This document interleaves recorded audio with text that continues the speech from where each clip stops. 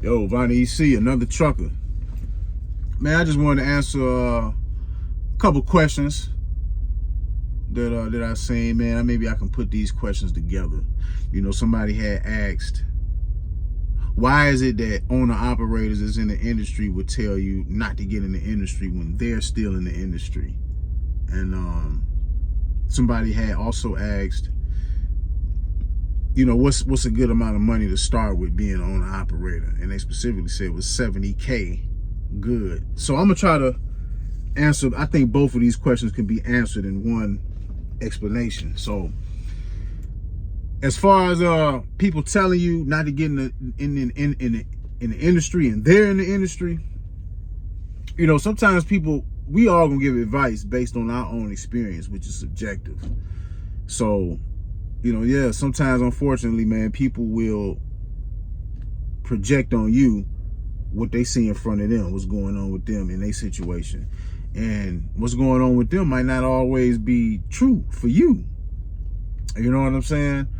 Sometimes don't all the time mean that they don't want to see you make it. But they looking at things from their perspective. You know, but then again, you don't know what they've been doing. You don't know how they been managing their money, how they run. You don't know nothing about what they got going on in their outside life. So you have to do your own due diligence. You know what I'm saying? You can take advice, ask questions, but you have to do your own due diligence. For one thing, trucking ain't going nowhere for a while. Trucking gonna be here. Trucking gonna be here. That's why I said before, like, it's one thing to keep up with what's going on, but then at the same time, you have to give your mind and your ears a break from listening to a bunch of noise, because there's always gonna be something. Trucking gonna be here. Period. So why owner operators tell you not to get into it? They might be doing bad. And they might feel like they saving you. You know what I'm saying? But it just all depends on what their perspective is. Perspective is everything in life. Perspective is everything. The same way people look at, it's just how you look at it. We all driving trucks. We all doing this trucking shit, but we all not approaching this the same way. We all not looking at this the same way. We all not doing the same things. So it's all about your perspective. And a person that might be telling you this ain't a good time, they could be right. They could be saving you. They could be giving you some good advice, or maybe their advice is only subjective to them. You know what I'm saying? That owner operator that might be telling you, man, this ain't no good time to get in trucking, man. This ain't the right time. Well, what if that same owner operator, when things was going good, they was financing 3 cars, a boat, a house, and they only had $10,000 in their maintenance account. And then when shit started to get funky, you know what I'm saying? The money that they needed to maintain their truck and their business started getting ate up. Now they can't afford shit. Now the truck done broke down. The truck is gonna take this much to get a new engine. They can't afford it, so now they got to give up. You know what I'm saying? You don't know what people be doing with their money, so you have to be careful who you taking advice from. You really do. You know, as far as like how much money to come into the industry with, you know, homie asked 70,000.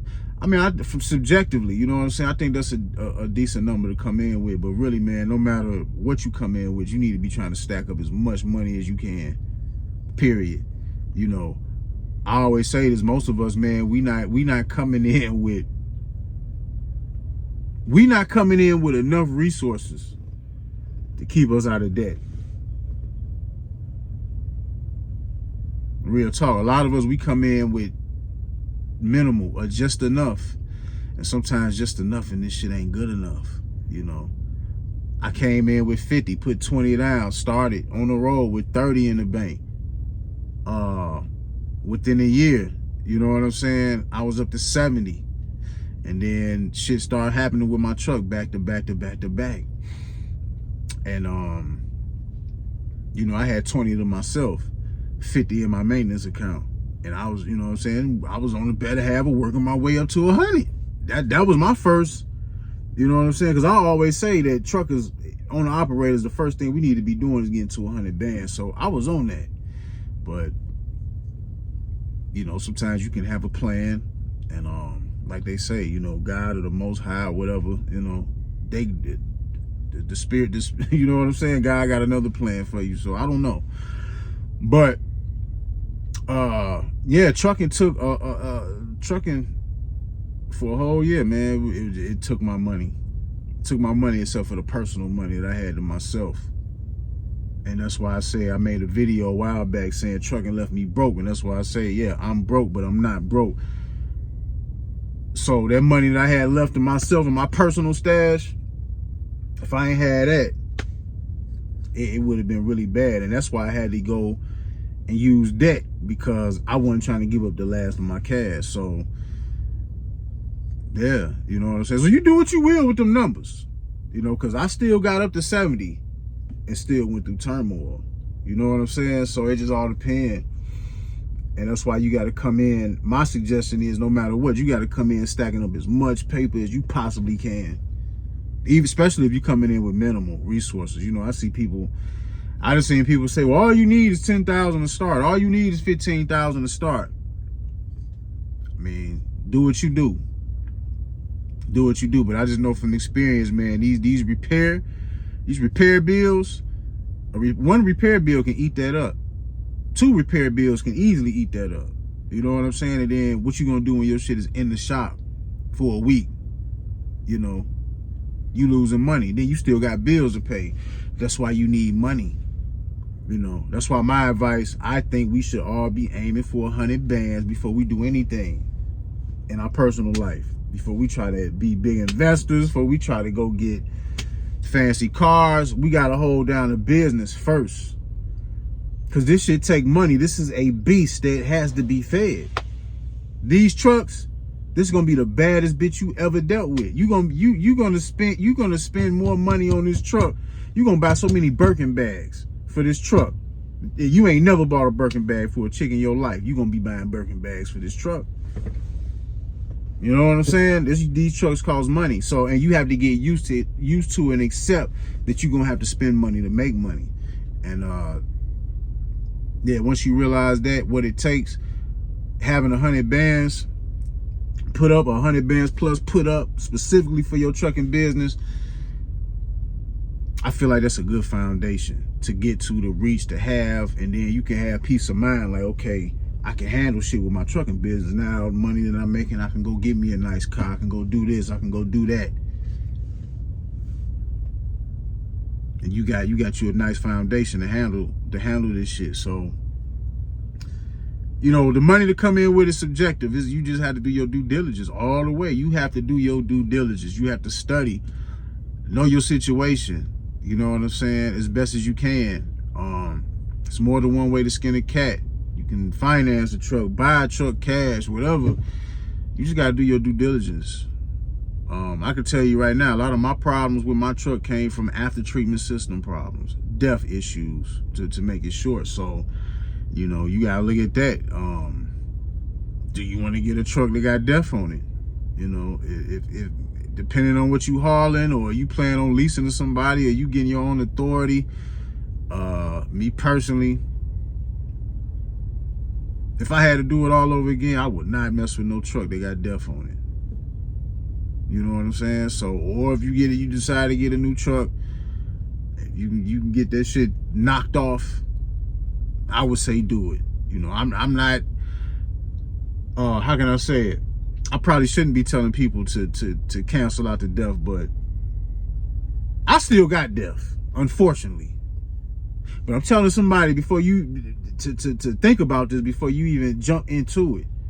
The DEF, I have a Freightliner Cascadia DD15. My engine been solid for the most part. It's been the after treatment system that's been giving me problems. After treatment system is what is digging into people's pockets these days. So you have to consider that. You have to consider all these things and figure out what's best for you. So my best advice, man, do your due diligence. Prepare as much as you can. And even if you know, I don't think people should be coming in with the bare minimum. But if you got to do it, my best advice is you need to be stacking up as much paper as you can. If you just that thirsty to get started, you have to get started because you like, F it, I got to roll the dice, so be it. But you should be stacking up as much money as you can, you know, because I done seen people say, well, I set aside X amount of cents per mile for maintenance and repairs. And I think you need to be saving up everything, not no cents per mile when you first come in. Think about it. Let's just say you first come in, you start, you say you're going to save 20 cents per mile for repairs and maintenance. Let's just say that. And you got a 3,000 mile week. And let's just say you made $10,000. You finna bring home $10,000 net. $10,000 going to your account. Let's just say. So 20 cents per mile out of 3,000, that's only $600. So you mean to tell me you only gonna put away $600 out of $10,000 for your maintenance and repairs? I don't think that's a good plan. What I think, and it might be extreme to some people, I think if you brought home $10,000, you need to pay your bills, whatever bills you got. Hopefully your overhead is low. Pay your bills. Let's just say your bills can be anywhere from $1,500 to $3,000 a month. You need to pay your bills and put that $7,000 in your maintenance account and keep trucking and keep stacking. You're not there yet to be trying to do 20 cents per mile and all this shit. No. You need to be saving up everything. But you do what you want to do. You do you. You know what I'm saying? You do you. Yeah, man. So you gotta be careful, man. My channel, the purpose for my channel, as far as talking about trucking, it is to encourage and discourage. I'm here to encourage the people who's strong enough and mentally strong enough to think and listen to the shit that I'm saying. Take my story, my bits and pieces from my journey, and take all that and consider that and be like, man, I think, you know what I'm saying? You can look at the reality and start planning and plotting in your mind if you want to do this. Like, man, I think I got the backbone to do this shit. You know, them the people that we need in the industry, but I'm trying to discourage the people who thought this shit was sweet. You know, and you just think you just finna get up in here and just run it up. I mean, you can run it up, but it's shit that come with that you gotta think about. So I'm trying to discourage the people who don't need to be doing this shit. I'm trying to save you. You know what I'm saying? Some people I'm trying to discourage them because I'm trying to save you from jumping into some shit that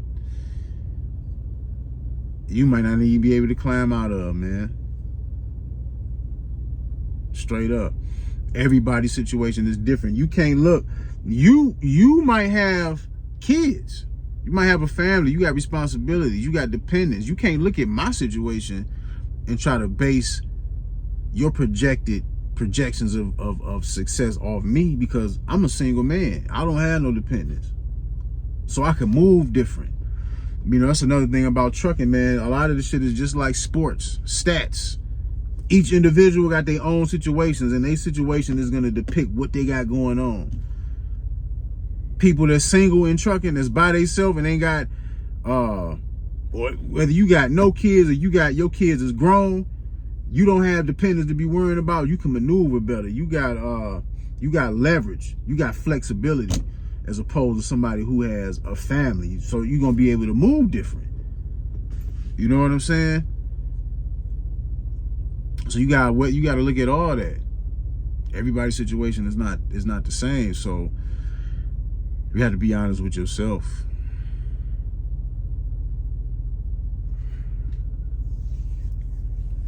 You dig?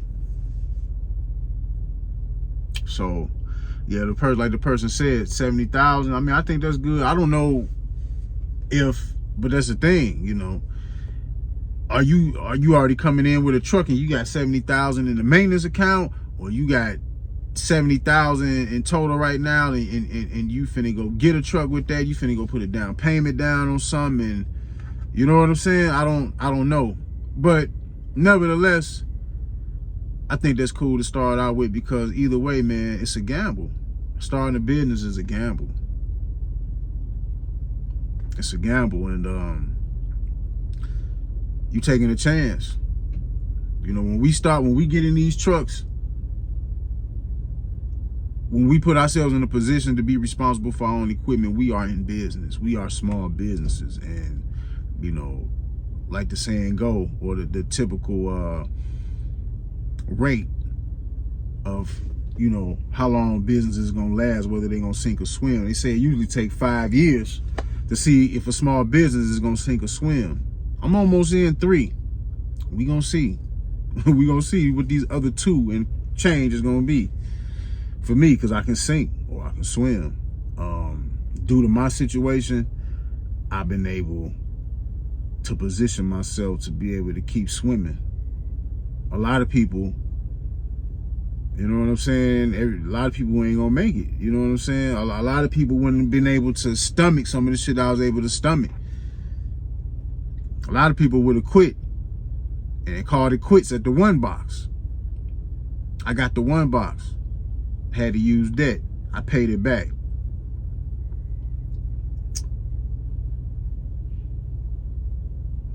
You know what I'm saying? I'm finna change my trucking name. I'm finna change my trucking LLC to 1 Foot Trucking. Because that's what it been feeling like. You out here hopping on 1 foot, trying to keep and piece shit together. But this year definitely has been going better than last year. So you just keep pushing, man. You just gotta keep pushing. And you know, I still consider myself a rookie at being an owner-operator. You know what I'm saying? It's all a learning phase, learning curve. But I do know this shit costs money. And you gotta be prepared.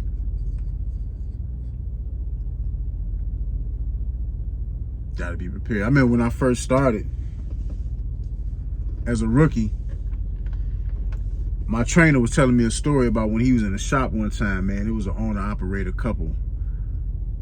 And something happened. I think they had a bill of $800. And they couldn't afford to pay it. And they was going off on the people in the shop because some people took parts off the truck to where now they have to pay the $800 to get it fixed or some shit like that. But he was just telling me like, yeah, this couple, they was going off, and it was a big thing, and the bill was $800. And that's crazy, because just then, and even then, just like how I know now, like $800 to get if your truck stopped, and all you got to pay is $800 to get your truck back up and moving, that's chump change. To me, in my mind, anything $1,000 and below, that's chump change. That is chump change. You know, 1,000 to 2,500 is like, okay, you know, all right, yeah. You know, 2,500 to 5,000, I'm like, damn, okay, all right, you know, gotta keep this shit moving. But 5,000 to 7,500 and plus, is like, well, god damn. But that's how it be. This shit costs. You know what I'm saying? And that's something I've mentally had to become adapted to. You know, this truck is a beast, and it got to be fed. So you got to always be stacking. Always. From day one. You can play if you want to. You know, you do what you want to do. But like I say, to that one question with, you know, owner-operators telling people don't get into the business. I ain't never told nobody not to get into trucking. You know what I'm saying? I just always laid it out. This is what's going on with me. This is what happened with me. These are some numbers that went up and down. You know what I'm saying? You do what you will with them. But my main thing behind my story is be prepared. You know what I'm saying? That's all I can tell you. Preparation is everything. If I can do it over again, I would have waited and came in more prepared. Because me personally, I don't like debt. I don't like debt. Some people say you need, I don't like it. I just don't like it. I don't like having debt that I'm not in control of. You know what I'm saying? Like, being in control is like let's say I got to go pay $10,000 to get something worked on my truck, and I use credit. You know what I'm saying? Having the cash to pay that off immediately without it hurting you, that's being in control of debt. But when you use credit, you know what I'm saying? And you got to pay the minimum on monthly statements, to me, and you forced to do that because you can't afford to pay that whole thing off, to me, that's not being in control of debt. You know what I'm saying? So I don't like debt. But if you gotta have debt, my personal opinion, I just feel like good debt is debt to be in control of. You know what I'm saying? Or just like some people say, you know, I know some people, and I don't knock this mind frame. You know, some people say, if you leased on to a company and your truck break down, you should be having, you know, if you, especially with a company that provide help, you should be using their money to help get your truck fixed, so you don't have to take money out of your account. And that's cool, you know what I'm saying? Yeah, you should. That would be good to be with a company that some shit go wrong with your truck. Your company will front the money, and they just take the money back out of your settlements. Because I had to do that when I got my one box. But I would rather, because I'm looking, my concept of money has changed. So I would rather, if I'm banked up, meaning that I got the cash to handle my own problems without asking the company for anything, I would rather just use the credit and get points for it and get paid for banking myself. See, you don't get paid when you use the money from the company. You know what I'm saying? But I understand what people be talking about. You know what I'm saying? I get it. You know, you use their money so you don't have to touch your money. But if you got cash to where you can afford to bank yourself, you can put that shit on a credit card too. You ain't got to use your money. You ain't got to take money out your account when you're using credit. You know what I'm saying? Because more than likely, when you're using money from your company, you're paying them interest. The interest might not be that much, but you're paying them interest to use their money. But me personally, the way I look at it, I'd rather get paid for using credit. You know, $10,000 charged on American Express, them good points right there. $10,000 borrowed from a company, you ain't finna get nothing for that. I mean, yeah, you get to keep your money in your pocket, but either way, you still gonna pay for it. In time, you still gonna pay for it. It's the same way, like, I could pay, you know what I'm saying? If I charge it on a credit card, if I charge an expense like that on a credit card, I got to pay for it. Maybe, now, true enough, maybe the interest that a company would charge you to make those payments would be cheaper than doing it on a credit card. But me, my mindset, as soon as that bill pop up, I want to be banked up in cash so I can just pay that shit off immediately. And that's how I want to be in control of my debt and get points and get paid. You know what I'm saying? That's how I'm thinking. So like I said, ain't no right or wrong. Do what you want to do. But this is just how I'm thinking. So, hey man, just the moral of this video is just do your own due diligence. Don't let people discourage you. You know, I was fortunate to have a mentor that encouraged me. Even though sometimes I feel like, man, I should have waited. But I'm still blessed to have met somebody that's been in this game for a while. You know, even with them, shit wasn't going so perfect with them, but they still encouraged me and told me, you can do it. It don't matter about what you think. Just get a truck. Get your ass out there and get your truck. Simple. Push me into the pool or help push me into the pool of cold water like a big brother would do their little brother. I was fortunate to have somebody like that, because a lot of people, yeah, you're going to have some people that's going to try to discourage you from getting a truck. But you, like I say, you don't know what their situation is. You don't know how they think about money. You don't know how they handle their business. So, go at your own risk. Do your due diligence. Vonnie C, I'm gone.